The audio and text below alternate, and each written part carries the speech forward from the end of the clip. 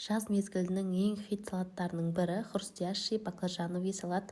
Как ресторандағыдай болып өте керемет болып шығады. Міндетті түрде жасап көріңіздер. Өте дәмді салат рецепті. Парақшама тіркеліп, лайк басып, қоңырау батырмасын басып қойды.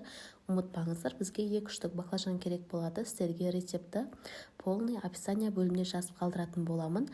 Осылай 4 бұрышты етіп, турап аласыздар да 2-3 қасық кукурузный крахмал салып, тұз салып, араластырып қоясыздар. Міне осылай қызып тұрған табамызға майымызды құйып, баклажандарымызды салып, қуырып аламыз. Қып-қызыл етіп, бізде өте тез қуырылады. Барлығын бірдесіне салмаңыздар, бір-біріне жабысып қалады. Сондықтан 2 бөлікке бөліп салыңыздар. Міне біздің баклажандарымыз осындай қытырлақ, өте дәмді болып, осылай қып-қызылып қуырып алуымыз керек. Сосын баклажандарымызды сүзіп аламыз. Тарелкаларыңызға майлық төсеп қойсаңыздар болады, немесе салфеткаға өзінің майыны сіңдіріп алып тұра. Сонда салаттарыңыз майлы болып, жүректеріңізге тимейтіндей болып, қалған баклажандарды салып, жақсылап, қызартырып, қуырып аламыз. Ол кезде енді біз 2 штук помидорымызды осылай тура баклажанның көлемінде етіп турап аласыздар.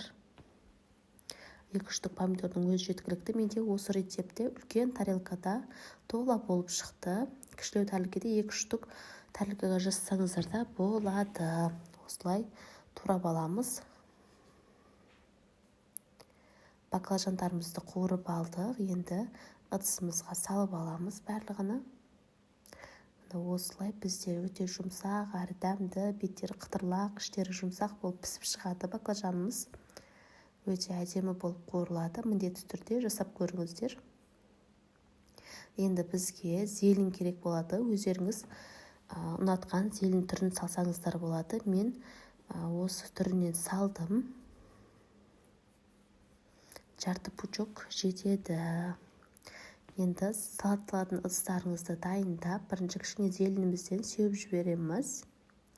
Сосын үстіне помидорларымызды салып шығамыз, жан-жаққа жайып. Жасалу жолы өте оп-оңай, бірақ түрі әдемі, дәмі өте күшті болып шығады. Енді үстінен баклажандарымызды салып шығамыз әр жеріне. Осылай жайып-жайып салыңыздар. Помидорлардың, баклажандардың үстіне кішкене тұз сеуіп жіберсеңіздер болады. Енді кішкене зелень сеуіп жіберіп, қайтадан помидорымызды салып шығамыз. 2-3 қана заттан дайындалатын салат, бірақтан дәмі деген өте күшті болып шығады. Енді қалған баклажандарымызды үстіне теріп шығамыз.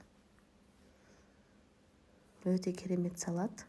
Зеленімізден салып, енді үстіне творожный сыр немесе фетакса сырын сатып алып, үстінен кесіп турап салсаңыздар болады. Менде бұл жерде творожный сыр.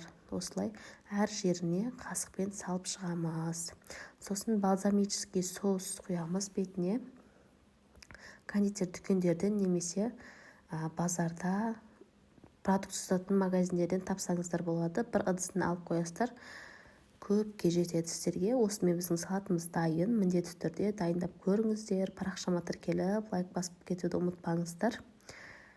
Міндетті түрде жасап көріңіздер. Ас болсын баршаңызға.